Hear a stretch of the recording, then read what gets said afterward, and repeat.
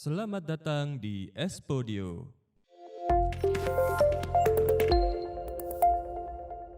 Nah, lanjut kembali ke Ibu Eni. Nah, ini tadi kan sudah tahu ya kapan bisnis batiknya itu dirintis dari 2004. Ya, 2004 cukup lama sekali. Nah, ini juga sama seperti Ibu Betty tadi.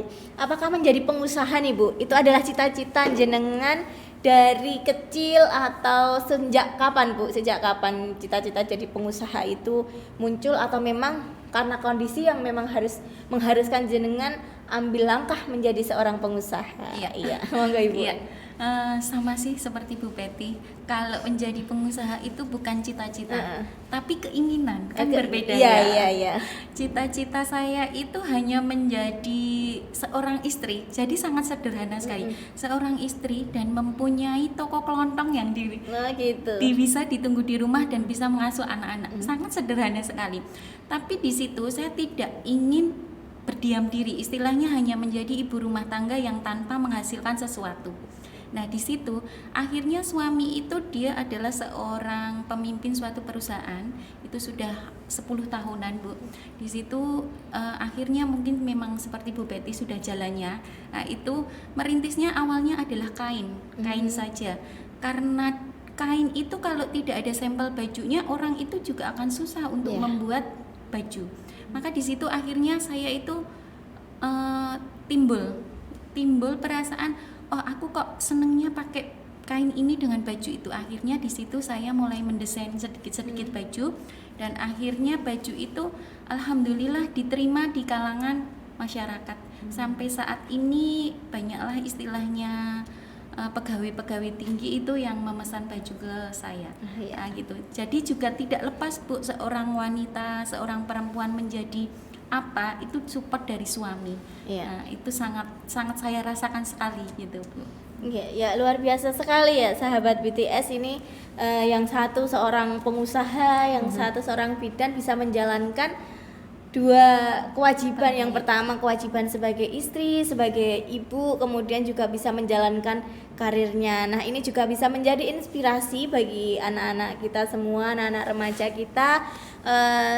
Meskipun perempuan bukan menjadi penghalang untuk menjadi orang yang sukses, tapi tidak melupakan bahwa kita adalah seorang perempuan yang memang punya kewajiban adalah keluarga, seperti itu.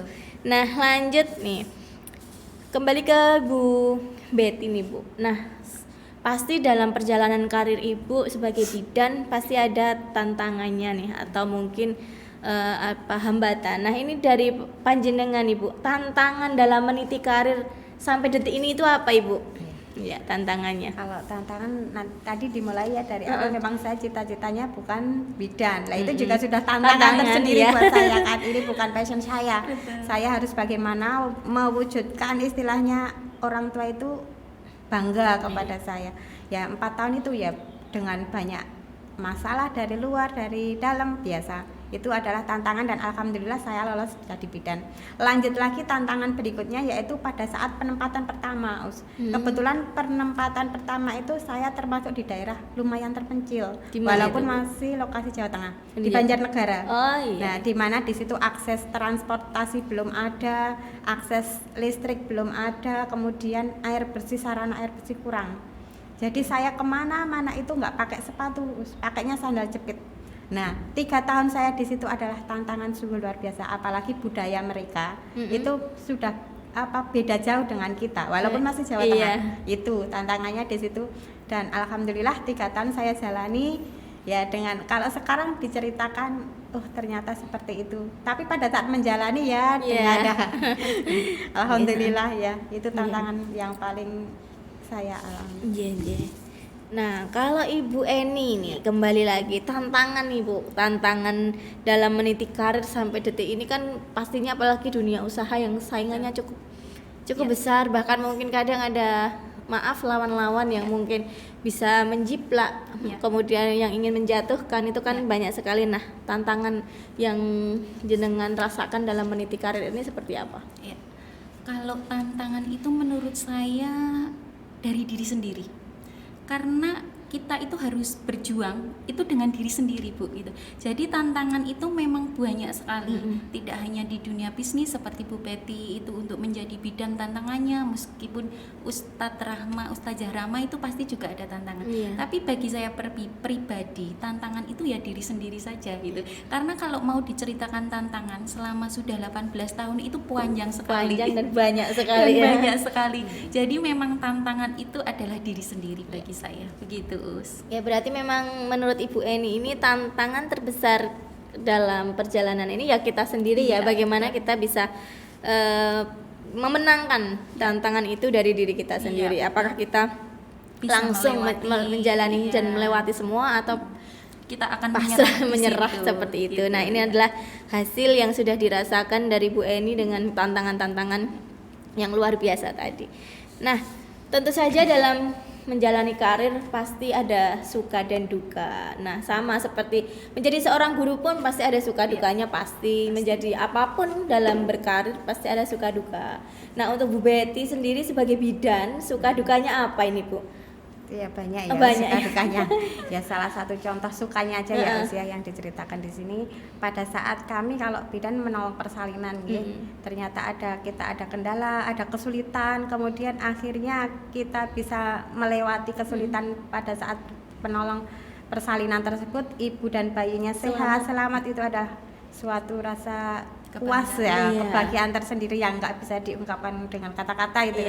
Itu adalah sukanya.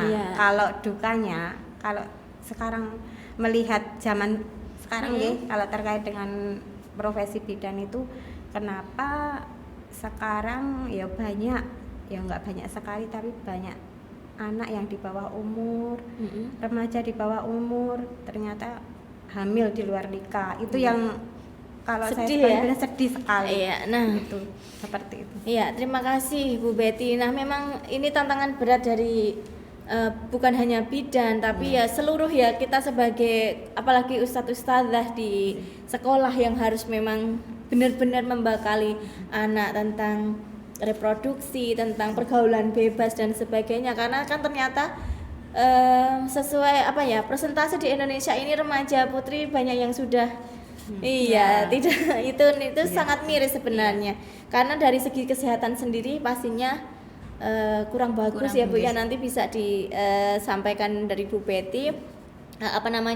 Dari segi agama pun juga sangat miris nggih, karena berarti peran tidak hanya peran dari sekolah tapi peran orang tua itu sangat penting dalam pengawasan terhadap putra-putri kita, bagaimana pergaulan kita. Karena kalau pergaulan secara nyata, secara fisik mungkin bisa dilihat dengan langsung ya, tapi kan pergaulan sekarang luar biasa pergaulan di dunia maya. Kita nggak tahu dengan siapa anak kita chatting, kita nggak tahu anak kita video call dengan siapa, kemudian interaksinya seperti apa yang harus ditonton, dan kita sebagai orang tua harus menjadi orang tua yang lebih cerdas. Jangan sampai kita mudah dibohongin anak-anak. Nah, itu kembali lagi tadi suka dukanya dari Bu Betty sebagai bidan. Nah, sebagai pengusaha nih Bu, suka duka Ibu sebagai pengusaha selama 18 tahun berkarir itu apa saja itu? Kalau sukanya itu pasti banyak sekali, dukanya juga tapi yang saya rasakan sukanya itu adalah suatu kebanggaan menjadi seorang pengusaha. Karena mungkin seorang pengusaha itu akan didambakan mungkin sebagian orang, saya besok mau jadi pengusaha, orang melihat jadi pengusaha itu sangat enak sekali, kan seperti itu. Nah, itu adalah suatu kebanggaan tersendiri menjadi sukanya kita sebagai seorang pengusaha.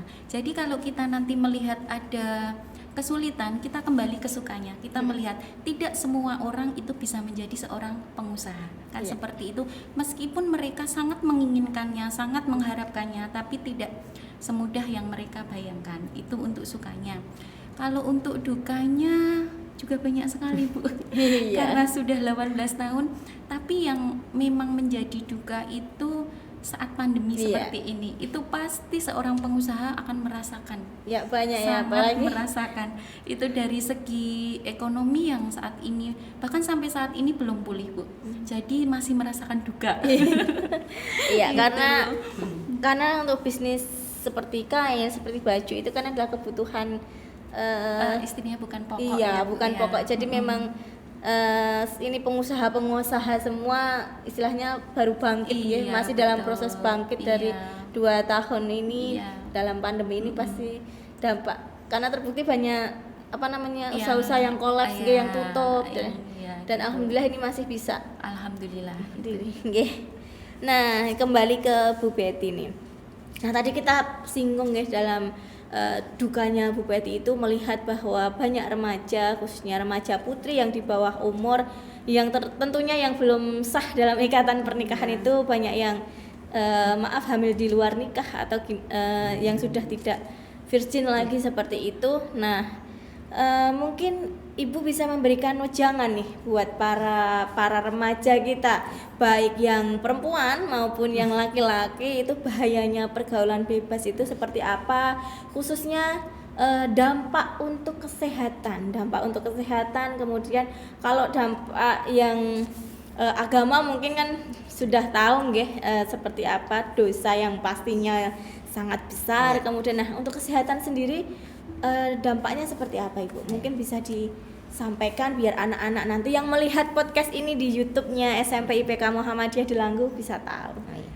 Kita tahu sendiri untuk definisi pergaulan bebas itu, kalau saya bisa mengartikan antara 2 remaja atau lebih ya berkelompok kemudian melakukan tindakan-tindakan yang negatif ya Bu ya. Iya. Mungkin bisa diartikan seperti itu. Lah tindakan pergaulan bebas itu apa saja? Kadang konotasi kita hanya seks bebas. Padahal nggak hanya itu. Seperti kalau 2 kelompok mengajak temannya untuk merokok, itu juga sudah termasuk pergaulan bebas tadi seperti yang disampaikan Bu Eni. Kemudian sekelompok remaja karena nggak ada kegiatan, akhirnya kesana kemari memakai sepeda motor menjadi geng motor, itu juga termasuk pergaulan bebas. Ya, itu namanya sekarang memang pergaulan bebas menjadi kenakalan remaja saat ini, salah satu kenakalan remaja. Jadi yang utamanya kalau saya ya memberikan wejangan kepada anak saya, yaitu prinsipnya seperti ini: ikuti arus tapi jangan terbawa arus. Kita nggak bisa menolak teknologi modern, nggak bisa kita menutup mata seperti itu. Kemudian kita juga nggak bisa diajak berteman, kamu perokok, nggak mau saya berteman dengan orang perokok, nggak mungkin seperti itu. Kita tetap sama semua orang baik, tetapi kita tanamkan kepada anak-anak bahwa kita bisa membentengi, menyaring, memfilter, harus bisa memfilter. Jadi kalau di SMP IPK kita kan sudah mendapat tentang ilmu agamanya bahwa ini halal dan haram. Jadi sebagai orang tua tambah kita, ini loh seperti ini nggak boleh, seperti itu nggak boleh. Kenapa? Ada alasannya. Kalau misalkan merokok nanti bahayanya ke fisik juga gitu. Kalau misalkan pergaulan bebas seperti mabuk misalkan, nanti ya ke fisik juga sampai ke mental. Itu yang biasanya kita sampaikan atau komunikasikan ke anak-anak seperti itu sih. Jadi memang tahu, oh ini teman-teman yang membawa kita ke arah yang kurang baik atau yang negatif. Kita jaga jarak aja, pelan-pelan menghindar. Kita cari teman yang satu misi, satu tujuan ke arah positif seperti itu. Dan lagi kalau kita sama anak zaman sekarang nggak boleh jaim, aku wong tua lu, kowe cah cilik, nggak bisa seperti itu. Sebisa mungkin kita sama anak itu seperti sahabat. Jadi nanti anak-anak akan tahu kalau dia ada masalah apa, dia bisa akan bercerita, sharing. Oh saya tadi di sana Bu gini-gini, seperti itu. Karena kita juga harus pandai-pandai menempatkan diri di mana kita saatnya jadi orang tua, saatnya jadi teman, saatnya jadi mungkin kakak, jadi apa saja. Jadi anak nyaman bercerita tanpa harus menutupi. Nah ini yang mungkin juga ilmu buat orang tua yang nantinya akan mendengarkan podcast kita, nggih. Jadi kita jangan karena kita merasa orang tua kemudian kita tidak bisa berteman sama menjadikan anak kita sahabat. Sehingga anak banyak yang enggan bercerita. Entah malu, entah takut, sehingga banyak hal yang ditutupi, sehingga banyak ketidakjujuran dalam keluarga. Nah, ini yang perlu kita kita ambil hikmahnya, kita ambil intisarinya bahwa keberhasilan anak dalam mendidik anak tidak hanya pasrah ke sekolah nggih, karena banyak juga harusnya memang anak itu kan memang banyak di rumah. Jadi memang kerjasama antara pihak sekolah dengan orang tua itu sangat penting nggih. Jadi memang harus sama-sama saling bergandengan tangan, kita berjalan beriringan untuk mendidik putra putri kita, karena nggih kita yang sudah istilahnya sudah melewati masa remaja kan paham nggih bagaimana ketika pergaulan dengan mungkin lawan jenis yang mengarah ke yang negatif itu kan nanti dampaknya juga tidak baik untuk semuanya seperti itu.